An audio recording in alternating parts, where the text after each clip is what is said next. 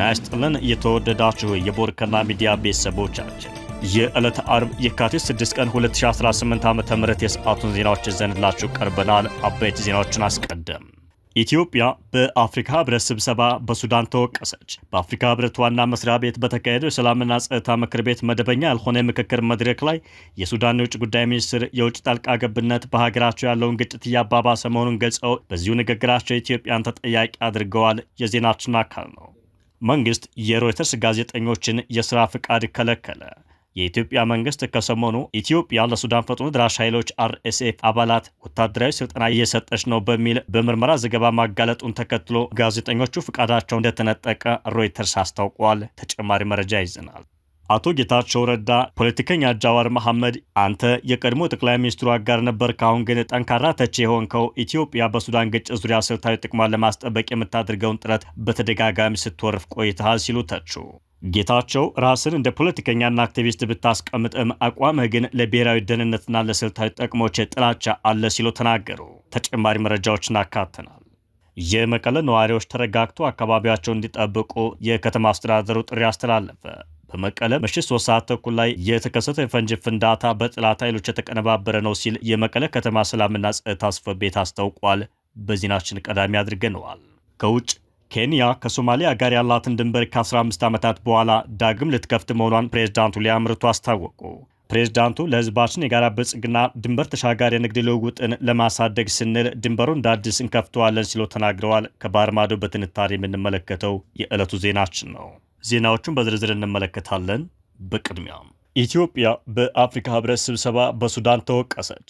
በአፍሪካ ህብረት ዋና መስሪያ ቤት በተካሄደው የሰላምና ጸጥታ ምክር ቤት መደበኛ ያልሆነ የምክክር መድረክ ላይ የሱዳን የውጭ ጉዳይ ሚኒስትሮች ጣልቃ ገብነት በሀገራቸው ያለውን ግጭት እያባባሰ መሆኑን ገልጸዋል። ሚኒስትሩ በዚሁ ንግግራቸው ላይ የሱዳን ጦር እየተዋጋ የሚገኘው የሱዳን ፈጥኖ ደራሽ ኃይል ወይም RSF ከውጭ አካላት ዘመናዊ የጦር መሳሪያዎችን፣ ድሮኖችና ቅጥረኛ ተዋጊዎችን እያገኘ መሆኑን በመጥቀስ በኢትዮጵያ ላይ ወቀሳ አቅርበዋል። ከቀናት በፊት የሮይተርስ የዜና ወኪል ኢትዮጵያ ለፈጥኖ ደራሽ ኃይሎች የስልጠና ካምፕ እስከ መስጠት መድረሷን የሚጠቅስ ዘገባ ማውጣቱ ይታወሳል። የፈጥኖ ደራሽ ኃይሉ ለቀጠናው ሰላምና ጸጥታ ስጋት መሆኑን ያመለከቱት ሚኒስትሩ ቡድኑ በሰላማዊ ዜጎችና በመሰረተ ልማቶች ላይ እያደረሰ ያለው ጥቃት እንዲቆም ምክር ቤቱ ጠንካራ አቋም እንዲይዝ አሳስበዋል።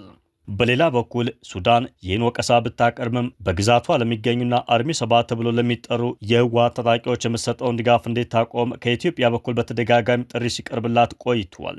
በዚህ የምክክር መድረክ ላይም የኢትዮጵያ የናይጄሪያና የደቡብ አፍሪካ ተወካዮችን ጨምሮ የ15 አባል ሀገራት ልዑካን ተሳትፈዋል ተብሏል። በተጨማሪም የጎረቤት ሀገራት ኬንያና ጅቡቲ እንዲሁም ደግሞ የተባበሩት መንግስታት ድርጅትና የአረብ ሊግ እንዲሁም የኢጋድ ከፍተኛ ባለስልጣናት በስብሰባው ላይ መታደማቸው ተገልጿል። የኢትዮጵያ መንግስት የሮይተርስ ጋዜጠኞችን የሥራ ፍቃድ ከለከለ።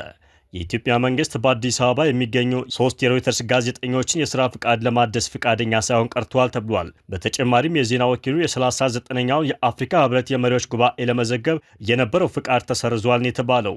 የክልከላው ምክንያት ደግሞ እርምጃ የተወሰደው ሮይተርስ ኢትዮጵያ ለሱዳን የፈጥኖ ደራሽ ኃይል ወይም RSF ኃይል የማሰልጠኛ ካምፕ አዘጋጅታለች በሚል የምርመራ ዘገባ ካወጣ በኋላ ነው ተብሏል። የኢትዮጵያ መንግስት እስካሁን ለውሳኔው የሰጠው ይፋዊ ማብራሪያ የለም። ሮይተርስ በበኩሉ ጋዜጠኞቹ ፍቃዳቸው መከልከሉንና መነጠቃቸውን አረጋግጧል። ቃል አቀባዩ የኢትዮጵያ መንግስት ለ39ኛው የአፍሪካ ህብረት ጉባኤ የተሰጠውን የሮይተርስ ፍቃድ ነጥቋል፣ እንዲሁም በአዲስ አበባ የሚገኙ 3 የሮይተርስ ጋዜጠኞች በሀገሪቱ ውስጥ እንዲሰሩ የተሰጣቸውን ፍቃድ አላደሰም ብለዋል። የዜና ወኪሉ አክሎም ውሳኔውን እየገመገመው መሆኑን የገለጹት ቃል አቀባዩ ሮይተርስ የቶምሰን ስነ ምግባር መርሆችን በመከተል ስለ ኢትዮጵያ ገለልተኛ፣ አድሎ የለበትና ተአማኝነት ያለው ዘገባ ማቅረቡን ይቀጥላል ሲሉ አክለዋል። ሮይተርስ ከቀናት በፊት የተለያዩ የዲፕሎማሲ የጸጥታና የመንግስት ምንጮችን ዋቢ በማድረግ ኢትዮጵያ ለሱዳን ፈጥኖ ደራሽ ኃይል ማሰልጠኛ ካምፕ አዘጋጅታለች የሚል የምርመራ ዘገባ አውጥቶ ነበር። ዘገባው ወታደራዊ ጣቢያው ከሱዳን ድንበር አቅራቢያ በምዕራብ ኢትዮጵያ ቤኒሻንጉል ጉሙዝ ክልል ውስጥ እንደሚገኝ አመላክቷል። የኢትዮጵያ ባለስልጣናት በጉዳዩ ላይ ምንም አስተያየት አልሰጡም ሲልም ገልጸዋል። ሮይተርስ በ15 የመረጃ ምንጮችና በሳተላይት ምስል ትንታኔ ላይ ተመስርቶ ባቀረበው ዘገባው አካባቢው በሱዳን እየተካሄደ ላለው የእርስ በርስ ጦርነት አዳዲስ የሱዳን ፈጥኖ ደራሽ ኃይል ምልምሎችን ለማሰልጠን እንዳገለገለ አስታውቋል። ሮይተርስ በካምፕ ውስጥ ስለሚገኙ ግለሰቦች ማንነትም ሆነ ምልመላው ስለተከናወነበት ሁኔታ በገለልተኛ ወገን ማረጋገጥ አለመቻሉን ገልጸዋል።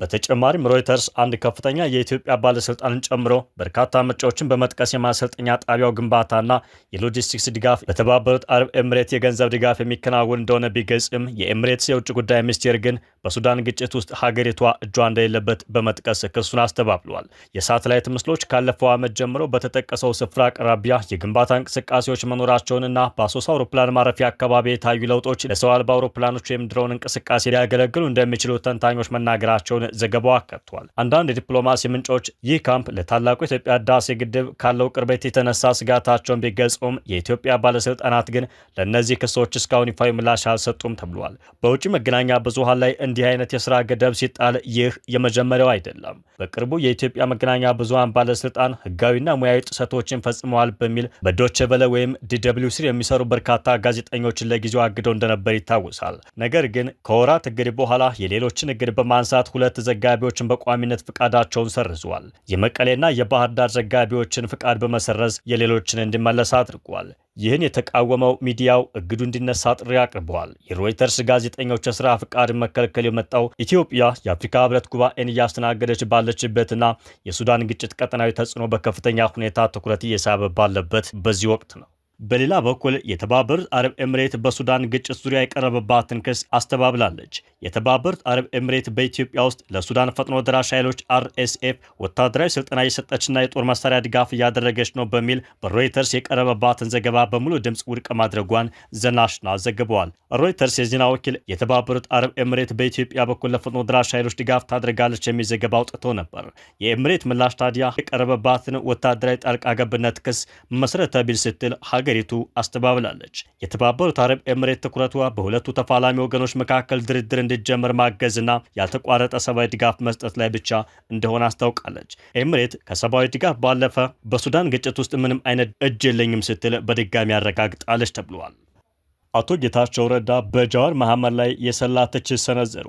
ጌታቸው ኢትዮጵያ የሱዳን ተዋጊ ኃይል RSFን እያገዘች መሆኑን አምነዋል። እያንዳንዱን የመንግስት እርምጃ ከጠቅላይ ሚኒስትር አብይ ስለመነጨ ብቻ እንደ ስህተት አድርጎ ማቅረብ ጥልቀት የሌለው ትንታኔ ነው ሲሉ የጠቅላይ ሚኒስትሩ የምስራቅ አፍሪካ ጉዳዮች አማካሪ የሆኑት ጌታቸው ጃዋር መሐመድን ተችተዋል። አቶ ጌታቸው ይህን የሰነዘሩት በአክቲቪስትና ፖለቲከኛ ጃዋር መሐመድ ላይ ባነጣጠረ ጠንካራ ትችታቸው ነው። ጃዋር ከሰሞኑ ከሱዳን ግጭት ጋር በተያያዘ የኢትዮጵያ መንግስት የያዘውን አቋም በከፍተኛ ደረጃ ሲተች መቆየቱ የሚታወስ ነው። ጌታቸው በጽሁፋቸው ታዲያ ጃዋር በአንድ ወቅት የጠቅላይ ሚኒስትሩ ደጋፊ እንደነበር አስታውሰው አሁን ግን የግል ጥላቻውን ከሀገራዊ ስትራቴጂካዊ ጥቅሞች ጋር እያደባለቀ ይገኛል ብለዋል። ገዢውን ፓርቲ መጥላት በፓርቲ ፖለቲካና በሀገረ መንግስት ጥቅሞች መካከል ያለውን ልዩነት ከመረዳት ነጻ አያደርገም ብለዋል። አቶ ጌታቸው እንደ ግብጽ ያሉ ሀገራት የራሳቸውን ጥቅም ለማስከበር በንቃት እየሰሩ ባለበት በዚህ ወቅት ኢትዮጵያ በሱዳን ጉዳይ ተመልካች ሆና ልትቀመጥ እንደማትችል በመግለጽ ሮይተርስ ያወጣውን ዘገባ በገደምዳሜ አምነዋል። ጃዋር መረጃውን ከስትራቴጂካዊ አውድ ውጭ ነጥሮ በማቅረብ የተሳሳተ ትረካ ለመፍጠር እየሞከረ እንደሚገኝ ሞቅሰዋል።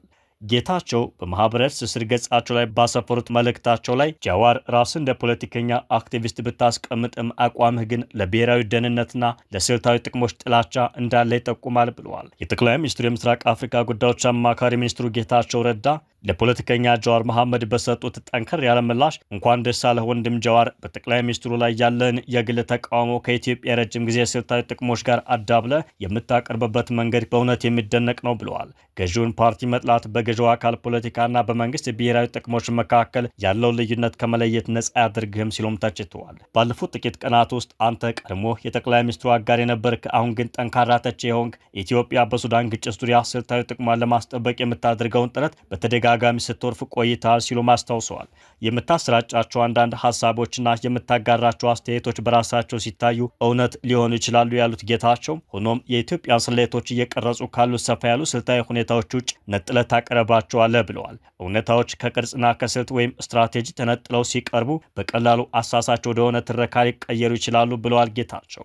በከባድ ጂኦፖለቲካዊ ፉክክር በሚታወቅ ቀጠና ውስጥ ኢትዮጵያ እንደ ተገብሮ ተመልካች መሆን አለባት ብለህ በቅንነት ታምናለህ ሲሉ የጠየቁት ጌታቸው በሱዳን እየታየ ያለው አሳዛኝ ሁኔታ በባዕድ ጣልቃ ገብነት እየተባባሰ መምጣቱ ግልጽ ነው፣ ነገር ግን ጥቅሟን በማሳደድ ረገድ ኢትዮጵያ ልዩ አይደለችም ብለዋል። እንዲያውም ከማንኛውም የክልሉና ከዚያም ውጭ ያሉ ሀገሮች ይልቅ በሱዳን አለመረጋጋት ምክንያት የከፋ ጉዳት የሚደርስባት ኢትዮጵያ ናት ብለዋል ጌታቸው። በቀጥታ የሚመለከታትና ዋጋ የምትከፍልበት ጉዳይ አላት ብለዋል። ግብጽና ሌሎች የክልሉ ተዋናዮች ገለልተኛ አሻጋሪዎች አይደሉም፣ ይልቁንም ለሚፈልጉት ተፋላሚ ወገን እንዲያዳላ የግጭቱን አቅጣጫ በንቃት እየቀረጹ ነው ሲሉ ተችተዋል። ራስን እንደ ፖለቲከኛ አክቲቪስት ብታስቀምጥም አቋምህ ግን ለብሔራዊ ደህንነት፣ ለስልታዊ ጥቅሞች ጥላቻ እንዳለ ይጠቁማል ያሉት አማካሪው በውክልና ፉክክር፣ ድንበር ተሻጋሪ የደህንነት ስጋቶችና በሀገሮች መካከል እኔ ካላሸነፍኩ አንተ መሸነፍ አለብህ በሚባልበት ፍጥጫ በሚታወቅ ቀጠና ውስጥ እንዲህ አይነት ምቾት ማጣት በጎነት አይደለም፣ ይልቁንም ተጋላጭነት ነው ሲሉ ተችተዋል። የሀገር ዋና ጥቅሞች አደጋ ላይ ሲወድቁ መንግስት በሞራል ፍልስፍና ብቻ የመካለል እድል የላቸውም ሲሉም የጃዋርን አቋም ተችተዋል። በእንዲህ ያለ አካባቢ የሞራል ልዕልናን ለማሳየት መሞከር በስሜት ደረጃ እርካታ ሊሰጥ ይችላል፣ ነገር ግን ስልታዊ አካሄድ አይደለም በማለትም ነቅፈዋል። ፖሊሲን መተቸት ተገቢ ነው ያሉት ጌታቸው፣ ሆኖም እያንዳንዱን እንቅስቃሴ ከጠቅላይ ሚኒስትር አብይ መንግስት ስለመነጨ ብቻ እንደ ስልታዊ ስህተት አድርጎ ማቅረብ በትንታኔ ፋንታ የፓርቲ ቂምን የመተካት አደጋ አለው ብለዋል። ጌታቸው ከሁሉም በላይ ደግሞ ወደ ከፍተኛ ስልጣን የመውጣት ፍላጎት ያለው ማንኛውም ሰው በመንግስት ወይም በሀገር ተቋም ላይ ሁሉንም አውዳሚ የሆነ አቋም ከመያዝ መቆጠብ አለበት ሲሉ መክረዋል። መንግስት ቢቀያየርም ስልታዊ የመለካ ምድራዊ እውነታዎች ግን ቋሚ ናቸው ብለዋል። የኢትዮጵያ የረጅም ጊዜ ብሔራዊ ጥቅሞች ለጊዜው ስልጣን ላይ ካለው ፓርቲ የተለዩና የሚበልጡ ናቸው ያሉት አማካሪ ሚኒስትሩ ተአማኒነት ያለው አማራጭ ኃይል ደግሞ እነዚህን ሁለቱ ነገሮች የመለየት ብቃቱን ማሳየት ይኖርበታል በማለት እስካሁን ግን አንተ ይህን ልዩነት ለማድረግ የከሸፈ በሚመስል ሁኔታ አቅም እንደሌለህ አሳይተሃል ሲሉ ጃዋርን አጥብቀው ተችተዋል። የመቀሌ ነዋሪ ተረጋግቶ አካባቢውን እንዲጠብቅ ጥሪ ተላለፈ። በመቀለ ከተማ ትናንት ምሽት 3 ሰዓት ተኩል ላይ የፈንጅ ፍንዳታ ተከስቶ ነበር። በሰውና በንብረት ላይ የደረሰ ጉዳት አለመኖሩ ተገልጿል። የመቀለ ከተማ ሰላምና ጸጥታ ጽሕፈት ቤት ለመቀለ ኤፍኤም በሰጠው መረጃ ምሽት 3 ሰዓት ተኩል አካባቢ በአዲያቂ ክፍለ ከተማ መቀለ ዩኒቨርሲቲ አዲያቂ ካምፓስ ዙሪያ የፈንጅ ፍንዳታ ተከስቶ ነበር ብሏል። በፍንዳታው በሰው ላይ የሚሆን በንብረት ላይ ጉዳት አልደረሰም ብሏል። የፈነዳው ፈንጅ የከተማዋ ሰላምና ጸጥታ ለማናጋትና ህዝቡን ለማሸበር ዓላማ ባላቸው የጥፋት ኃይሎች ሆን ተብሎ የተፈጸመ ነው ብሏል ጽሕፈት ቤቱ። ጥቃቱ በሰውም ሆነ በንብረት ላይ ያደረሰው ምንም አይነት ጉዳት እንደሌለ አስታውቆ በፍንዳታው ድምፅ በርካታ ህዝብ ተደናግጧል ብሏል። ፍንዳታው የመቀለ ህዝብን ለማሸበርና የካቲት 11 በዓል በሰላም እንዳይከበር በሚፈልጉት ተላላኪ ሲል በጠራቸው ኃይሎች ተፈጽሟል ብሏል። ከወራት በፊትም በተመሳሳይ ቦታ መሰል የሽብር ተግባር ተፈጽሞ ነበር ሲል አስታውሷል። ይህንን ድርጊት የፈጸሙ ጸረ ህዝብ ኃይሎችን በቁጥጥር ስር ለመዋል የመቀለ ከተማ ፖሊስ ከሚመለከታቸው የጸጥታ አካላት ጋር በመተባበር በትኩረት እየሰራ ነው ብለዋል። ህብረተሰቡ ተረጋግቶ አካባቢውን መጠበቅ እንዳለበት ያሳስበው ጽሕፈት ቤቱ ስለ ፍንዳታው አፈጻጸምና ስለ ፈጻሚዎች ማንነት በተመለከተ ዝርዝር መረጃዎችን ጣርቶ ሲያጠናቀቅ በይፋ በዝርዝር እንደሚያስታውቅ ገልጿል። ከቅርብ ጊዜ ወዲህ በትግራይ ያለው ሁኔታና በሚዲያዎች የሚጻፈው ሁሉ ነዋሪዎችን በእያንዳንዱ ነገር ስጋት ላይ የሚጥል ሆኗል ነው ያለው። ክልሉ ካለፈው ደም አፍሳሽ ጦርነት ገና ያላገገመ ቢሆንም አሁንም የሚታየ የጦርነት መሰል ድባብ ለነዋሪዎች ጭንቀት እየፈጠረ መሆኑን ገልጸዋል። ከውጭ ኬንያ ከሶማሊያ ጋር ያላትን ድንበር ከ15 ዓመት በኋላ ዳግም ልትከፍት ነው ተባለ። ኬንያ ከ15 ዓመታት በፊት በሶማሊያ የሚንቀሳቀሰው አልሸባብ የሰነዘረባትን ጥቃት ተከትሎ የዘጋችውን የሁለቱን ሀገራት ድንበር ዳግመኛ ልትከፍት መሆኑን ገልጻለች። ኬንያ ከሶማሊያ ጋር ያላት ድንበር በእስላማዊ ታጣቂ ቡድኑ አልሸባብ በተሰነዘረባት ጥቃት ምክንያት ዘግታ የቆየ ሲሆን ከ15 ዓመታት በኋላ በሚያዝያ ወር ዳግመኛ እንደምትከፍት ፕሬዝዳንት ዊሊያም ሩቶ አስታውቀዋል። ሶማሊያ ውስጥ የሚንቀሳቀሰው ታጣቂ ቡድን በኬንያ ውስጥ ተከታታይ ጥቃቶችን ፈጽመዋል።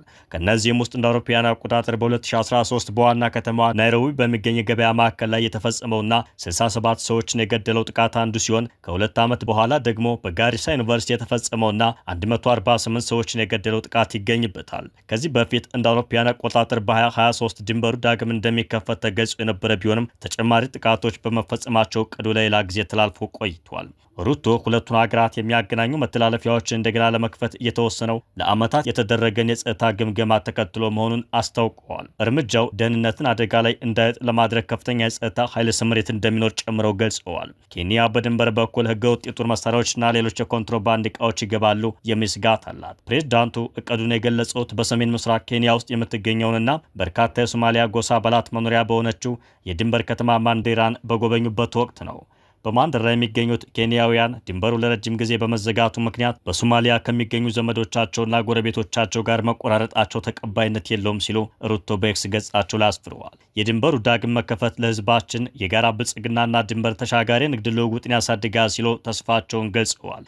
በንግግራቸው በተደጋጋሚ ለጥቃት ኢላማ የሆኑትን የማንዴራ ነዋሪዎች በሙሉ ከአልሸባብ ጋር በሚደረገው ውጊያ ተቀላቀሉን። እነዚህ አልሸባብ ከንቱ ናቸው። ኬንያ ከእናንተ ጋር እንደምትሰራ ቃል ገባቸዋለሁ። እነዚህን ወንጀለኞች ጽንፈኞችና አሸባሪዎች ለመዋጋት አግዙም ብለዋል። አልሸባብ በናይሮቢ በሚገኘው የዌስትጌት ሞልና በጋሪሳ ዩኒቨርሲቲ ላይ ከፈጸመው ጥቃት በተጨማሪ እንደ አውሮፓውያን አቆጣጠር በ2014 ከ12 ዓመታት በፊት በ2014 በማንዴራ ካውንቲ በተሽከርካሪ ላይ ባደረሰው ጥቃት 28 ተሳፋሪዎች ሲገደሉ ከ5 ዓመታት በኋላ ደግሞ በናይሮቢ በሚገኘው ሆቴል ላይ በፈጸመው ጥቃት ቢያንስ 21 ሰዎች ሕይወታቸውን አጥተዋል። እንደ አውሮፓውያን አቆጣጠር በ2015 ኬንያ በሁለቱ ሀገራት ድንበር አካባቢ ታጣቂዎችን ለመከላከል በሚል 680 ኪሎ ሜትር የሚረዝም አጥር ለመገንባት ፍላጎት እንዳላት ገልጻ 10 ኪሎ ሜትር የሚሸፍን የሽቦ አጥር ከገነባች በኋላ እቅዱ ተቋርጧል።